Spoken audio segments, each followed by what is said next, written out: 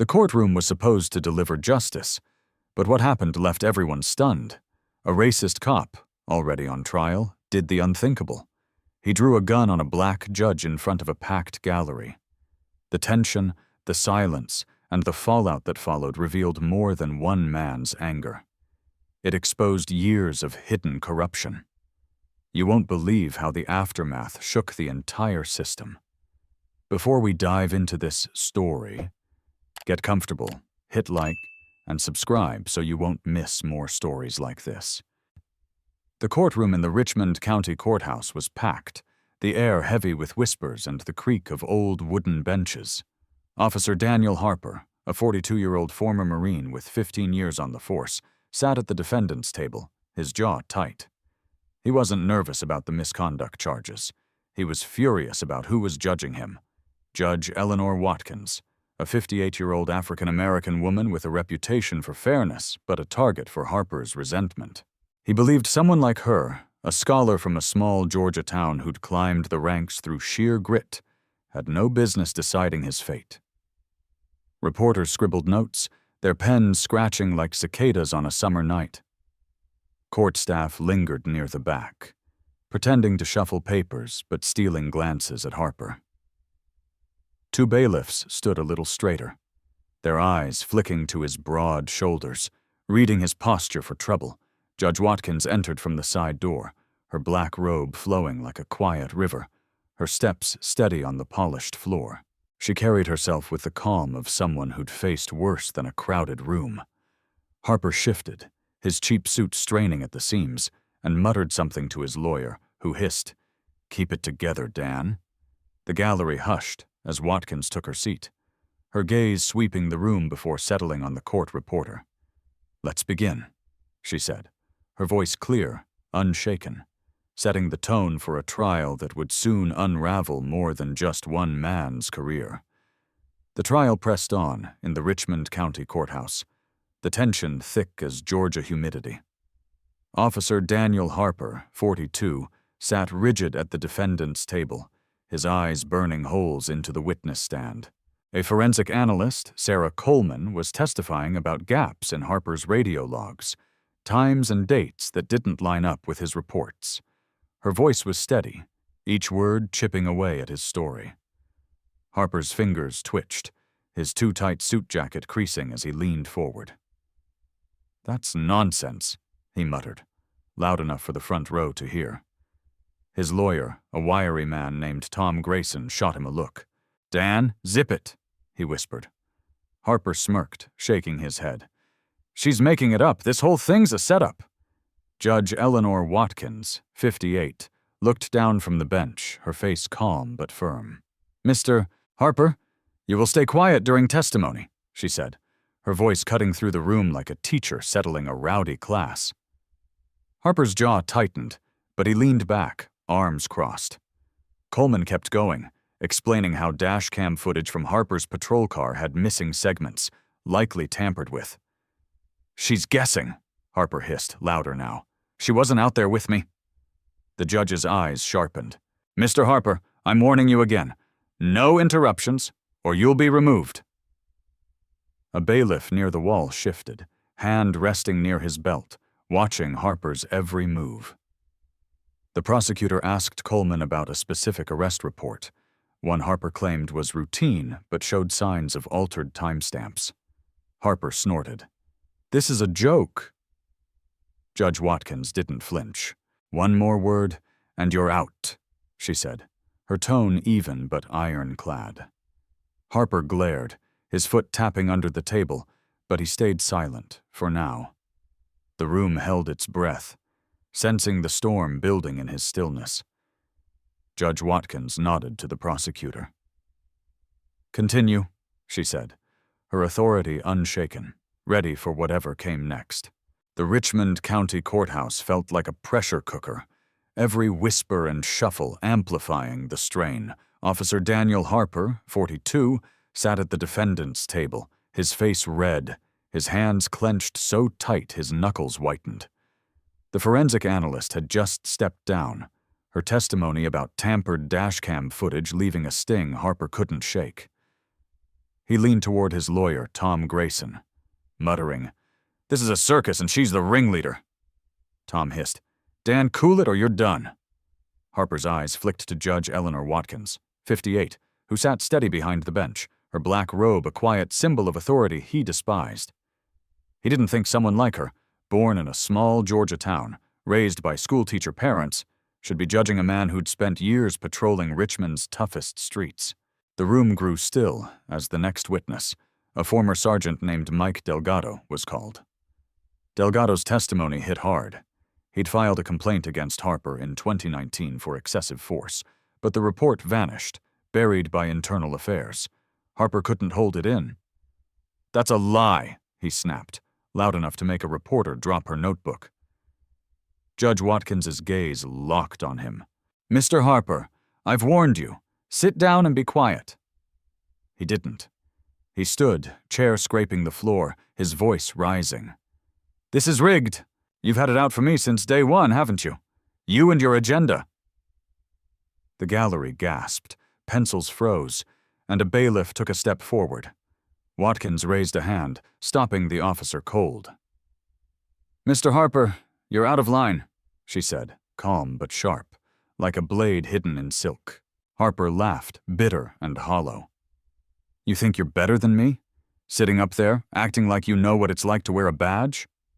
Then it happened. His hand slipped inside his jacket, quick but deliberate.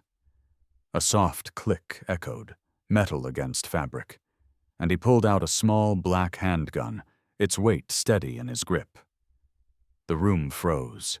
A scream choked off in the gallery. Reporters ducked behind benches. The bailiffs reached for their weapons but hesitated, eyes darting to Watkins. She didn't move, her chin slightly raised, staring straight at Harper. "You brought a gun into my courtroom," she said, her voice even, unshaken. Harper's sneer twisted. "I brought what you wouldn't hear, my truth." The gun stayed level, aimed at her, his finger hovering too close to the trigger. "You think I won't do this? You think I haven't been pushed too far?" Watkins didn't blink. "You've already lost, Daniel. Every second you hold that gun proves it." His eyes flickered, wild but wavering, as the room held its breath, waiting for the spark that could end it all. Outside, SWAT boots moved silently toward the doors, but inside it was just Harper, Watkins, and a truth too heavy to hide. The Richmond County Courthouse was a powder keg, the air so thick with fear it seemed to hum. Officer Daniel Harper, 42, stood in the courtroom's center, his handgun pointed at Judge Eleanor Watkins, his face twisted with rage and desperation. The gallery was a frozen tableau, reporters crouched behind benches, a court clerk clutching her desk, bailiffs poised but holding back, their hands near their holsters. Watkins, 58, sat unmoved behind the bench, her eyes locked on Harper's, her voice steady when she spoke. "Put the gun down, Daniel. You're only digging a deeper hole." He laughed, a sharp, broken sound. "You don't get to tell me what to do anymore?" Outside, Detective Laura Bennett led a SWAT team through the courthouse's back halls, their boots silent on the marble steps. Her earpiece crackled with updates, 30 seconds to breach. Inside, Harper paced, the gun shaking slightly. "I gave everything to this city, and you're tearing me apart!" he shouted. Watkins leaned forward, calm as ever. "You tore yourself apart when you chose to break the law." His eyes flared, and in that split second, he pulled the trigger. The gunshot exploded through the room, a deafening crack that made everyone flinch. The bullet slammed into the bench's wood panel, just inches from Watkins's shoulder, splintering the mahogany. She didn't move, didn't even blink. "You missed," she said, her voice a quiet command. Before Harper could react, the courtroom doors burst open. SWAT officers flooded in, shields up, rifles raised, shouting, "Drop the weapon! Now!" Harper froze, his gun still raised, but the fight drained from him as an officer tackled him from the side, slamming him to the floor. Another wrenched the gun from his hand, sending it skidding across the tiles. Cuffs clicked tight around his wrists, his face pressed against the cold floor. Laura Bennett stepped forward, checking Watkins. "Judge, are you okay?" Watkins nodded, her hand briefly touching the bullet hole in the bench. "I'm fine." The room exhaled, people rising slowly, shaken but unharmed. Harper, now pinned and silent, was no longer a threat. Just a man who'd lost everything. Watkins stood, her robe steady, her gaze sweeping the room. "Let's clear the courtroom," she said, already thinking of the bigger fight ahead. The Richmond County Courthouse was quiet the next morning, but the echoes of yesterday's gunshot lingered like a bruise. Judge Eleanor Watkins, 58, sat in her chambers, a stack of files spread across her desk. Officer Daniel Harper, 42, was in a holding cell, but Watkins knew the real problem wasn't just one man. It was the system that had shielded him for years. She opened Harper's personnel file, her eyes scanning reports from 2015. A complaint about excessive force during a traffic stop, dismissed in 4 days. A 2017 case with missing body cam footage blamed on equipment failure. Each page showed a pattern. Supervisors signing off, investigations stalled, complaints buried. She made a note. Check Captain Robert Klein's signature. Klein, now retired, had overseen Harper's reviews for a decade. Watkins called her clerk. "Get me Rachel Carter from the Richmond Times." By noon, Rachel, a sharp 35-year-old reporter, arrived with a notepad and questions. "Judge, you're saying this goes beyond Harper?" Watkins nodded, handing over a redacted file. "Start with these. 3 complaints all closed without review. I need someone to dig deeper." Rachel's eyes widened. "This could blow up." Watkins didn't smile. "It needs to." Later, Detective Laura Bennett stopped by, carrying a thick folder. "We pulled Harper's internal records," she said, dropping it on the desk. "It's ugly. He was reassigned twice after serious incidents, no discipline. Klein's name is on every sign-off." Watkins stood, pinning a blank sheet to her office wall. She and Laura began mapping it out. Dates, names, cases. Red lines connected Harper to Klein, then to 2 other supervisors who'd resolved complaints without evidence. One name kept popping up. Lieutenant Mark Evans, still active, now training rookies. Watkins traced a line to him. "He's next," she said. Rachel returned that evening with a flash drive. "I cross-checked public records," she said.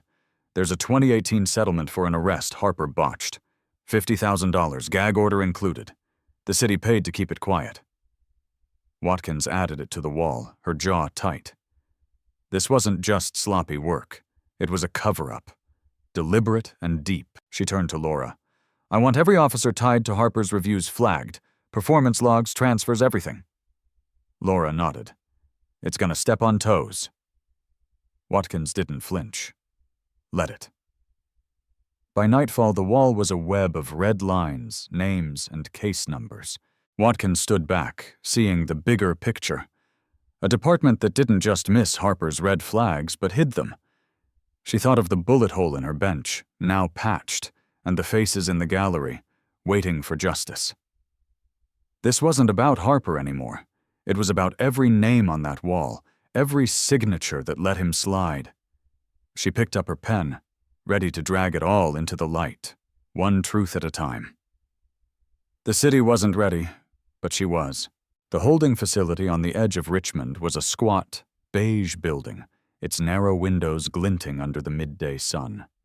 Judge Eleanor Watkins, 58, walked through the metal detector, a thin manila folder tucked under her arm. She'd come alone, no robe, just a plain gray coat and the same steady calm that had carried her through the courtroom chaos. Inside a small visitor's room, Officer Daniel Harper, 42, sat cuffed to a steel table, his orange jumpsuit loose on his frame. His face, once sharp with defiance, now looked hollow, his beard patchy from days in lockup. He glanced up as Watkins sat across from him, his lips curling into a faint smirk. "Come to rub it in, Judge?" She shook her head, voice even. "I don't do that." Harper snorted. Sure, you're just here to save the world, right? Watkins opened her folder, revealing a few pages. Old complaints, supervisor sign-offs, a photo of a bruised teenager from a 2016 arrest. You're going away for a long time, Daniel, she said. But you're not the only one. Every name that kept you in uniform is coming down with you. He leaned back, the cuff clinking against the table. You think I'll help you? I'm not your snitch. Watkins met his gaze. I don't need you to talk. I've got your file. 12 complaints, 3 transfers, supervisors like Klein and Evans who buried it all. They're next. Harper's smirk faded, his eyes narrowing. You're dreaming. The system's too big. You'll never clean it up. She closed the folder, standing. You thought that system would protect you forever. Look where you are now. His jaw tightened, but he said nothing. You didn't just break the law, she continued. You leaned on a badge that wasn't yours to abuse, and every officer who looked the other way, every report they hid, they're answering for it. Watkins turned to leave, pausing at the door. This isn't about you anymore, Daniel. It's about the truth. She walked out, leaving him cuffed and silent, the weight of her words heavier than the chains holding him in place. The state capitol's hearing room in Atlanta was bigger than Richmond's courthouse, its high ceilings and faded flags giving it a serious, almost heavy feel. Every seat was taken by noon, with folks spilling into the hallways, families clutching photos, reporters juggling notepads, and regular people from Richmond who'd driven 150 miles to be heard. Judge Eleanor Watkins, 58, sat in the front row, not in her robe, but a simple navy suit, her hands folded, listening like everyone else. The air buzzed with purpose, not chaos, as the Oversight Committee called its first witness. A mother, Clara Thompson, stepped up, her voice steady as she held a picture of her son, arrested at 17 by Officer Daniel Harper, 42, for a broken taillight that turned into a fractured jaw. I filed a complaint in 2018, she said. They told me the body cam was lost, case closed in a week. The room stayed quiet, her words landing like stones. Next, a retired officer, Jim Callahan, took the stand, his hands shaky but his story clear. He'd seen Harper's rough arrests years back and reported them, only to be told to keep it in the family. He described a system where complaints got rerouted, filed away, or marked resolved without a second look. By the time a former clerk, Maria Lopez, testified, the room was still as a church. She brought emails and memos showing how Harper's cases were shuffled to avoid scrutiny, including one where a supervisor, Captain Robert Klein, suggested reassigning him to cool things off. She played a grainy audio clip of 2 department heads discussing how to manage a complaint to avoid bad press. Nobody coughed, nobody moved.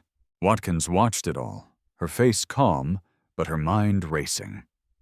She'd sent the committee a stack of evidence, Harper's 12 complaints, 5 supervisors who'd signed off without investigating, and 2 assistant DAs who'd dropped cases to dodge lawsuits. The red lines she'd drawn with Detective Laura Bennett and reporter Rachel Carter were now public, connecting names like Klein and Lieutenant Mark Evans to a system that didn't just fail, it protected the wrong people. Outside, Richmond streets were alive with protests, not loud or angry, but steady, with signs listing names of folks hurt by officers like Harper. The crowd had grown from dozens to hundreds, teachers and shopkeepers standing shoulder to shoulder, demanding answers. The committee chair, a soft-spoken woman named Diane Powell, called Watkins to speak. She stood, no notes, just the truth. This isn't about one bad officer, she said, her voice clear, like she was talking to a neighbor over coffee. It's about a department that let Daniel Harper stay in uniform through 12 complaints, 3 violent arrests, and missing evidence. They didn't miss the signs. They hid them. She turned to the district attorney, Paul Reynolds, seated stiffly at the head table. Your office got my warning about Harper a year ago. You called it not significant. Now we've got proof of buried reports, secret settlements, and orders to keep complaints quiet. Reynolds shifted, his tie suddenly too tight, but said nothing. The room watched him squirm. Watkins kept going. You don't fix this with new rules or fancy reports. You fix it by holding everyone accountable, supervisors, investigators, DAs. I'm asking for a full, independent review of every case tied to Harper's chain of command and a freeze on the department's internal reviews until it's done. The crowd murmured, a low ripple of agreement. When she sat, the applause wasn't loud, but it lasted, carrying the weight of people who'd waited too long to be heard. The committee didn't waste time. By dusk, they voted to suspend Captain Klein and launch an ethics probe into Reynolds' office. They also froze new hires at the Richmond PD until training rules were rewritten. That night, Rachel Carter's latest article hit the web. Not just one officer, how Richmond kept its secrets. It spread fast, shared 20,000 times by morning. Back in her office, Watkins stood by her window, watching Richmond's lights flicker. The protests outside were still going, their chants steady, not shouting, just sure. She didn't feel like a hero. She felt awake. The system that had propped up Harper was cracking, and the voices it had silenced were finally loud. This wasn't the end, but it was a start, and Watkins was ready to keep pushing, one truth at a time. The Richmond County Courthouse felt different now, like a house after a storm, still standing but changed. The benches, the polished rail, the faint creak of the floor were the same, but the air carried a new weight, earned through weeks of truth-telling. Officer Daniel Harper, 42, stood at the defendant's table, his face gaunt, his plain gray suit hanging loose. No badge, no smirk, just a man who'd run out of excuses. Judge Eleanor Watkins, 58, sat in the gallery, not presiding, her navy coat folded over her arm. Around her were community leaders, families who'd filed complaints against Harper, and reporters who'd tracked the story from that gunshot to this moment. The trial had been quick. The evidence was ironclad. Harper drew a gun in a federal courtroom, aimed it at a judge, fired a shot that missed by inches, all in front of 30 witnesses. But it wasn't just about that day. The hearings, the protests, the stories of folks he'd hurt, they gave the jury a bigger picture. The prosecutor's closing was simple, no theatrics needed. Daniel Harper didn't just break the law, she said. He betrayed the trust of every person he swore to protect. When the jury foreperson stood, the room held its breath. Guilty, she read, on all counts: attempted murder, assault with a deadly weapon, terroristic threats, obstruction, and resisting arrest. Harper didn't flinch, his eyes fixed on the floor. He'd face sentencing in 2 months, but everyone knew he wasn't walking free again. Watkins watched. Her face steady, not smiling or frowning, just present. Outside, the response was calm but real. No cameras swarmed the steps. Instead, a group of teachers passed out flyers about new police reforms. A line of folks signed up for a community review board, their pens moving with purpose. Back in her office, Watkins read the draft for Richmond's Civilian Oversight Board, its words clear: transparency, independent investigations, real power to act. Detective Laura Bennett dropped by, leaving a note. We're close. Later, a call came from a U.S. Senator in Washington, asking Watkins to join a national task force on judicial reform. Send me the details, she said, her voice quiet but firm. She hung up, looking out her window at Richmond's evening glow. The city was different now, not perfect, but listening. Harper was gone, but the bigger fight, fixing the system that had shielded him, was just starting. Watkins picked up her pen, ready for the next step, knowing the truth she'd uncovered was already changing things, one steady move at a time. The Richmond County Courthouse stood tall under a soft April sky, its stone steps worn but steady. Inside, the lobby felt alive, not with the nervous buzz of months ago, but with a quiet purpose. Staff moved with focus, security guards nodded to visitors, and the tension that once clung to the walls had faded. On the north wall, a mural had taken shape. Started by a teenager's chalk scribble of a name, now a patchwork of paint and marker, listing folks who'd been hurt by officers like Daniel Harper, 42, and those who'd spoken up despite the odds.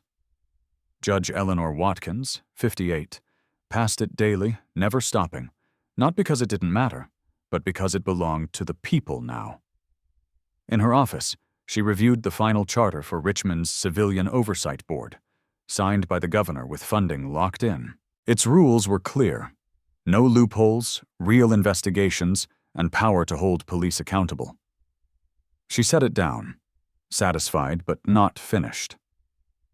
Detective Laura Bennett stopped by, dropping a stack of reports from other cities, Atlanta, Charlotte, even Chicago, now rethinking their own systems after Richmond's story spread. "They're asking if you'll speak at a conference," Laura said. Watkins nodded.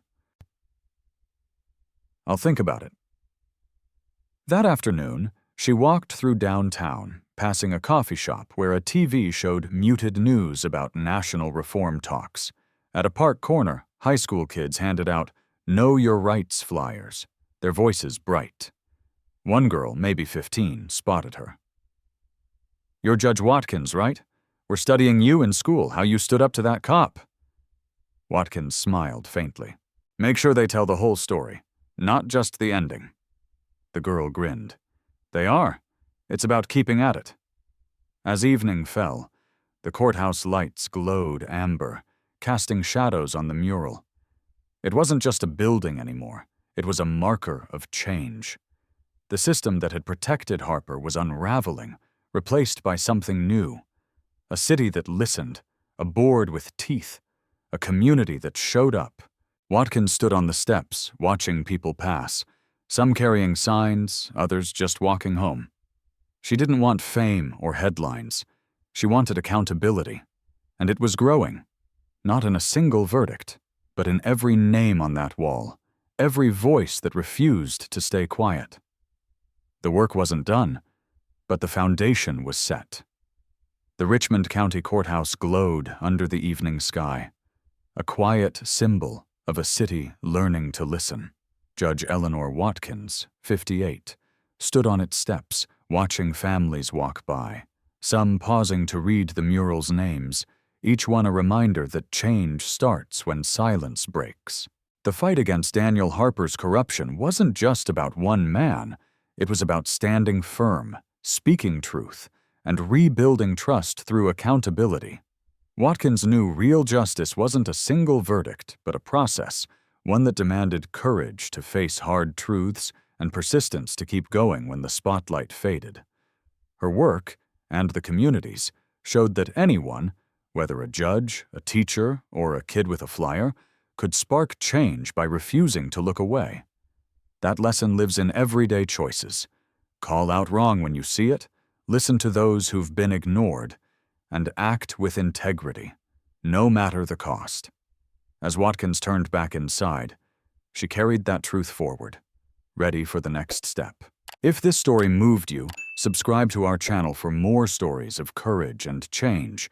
You won't want to miss what's next. Share this with someone who needs to hear it. And let's keep building a world where truth matters.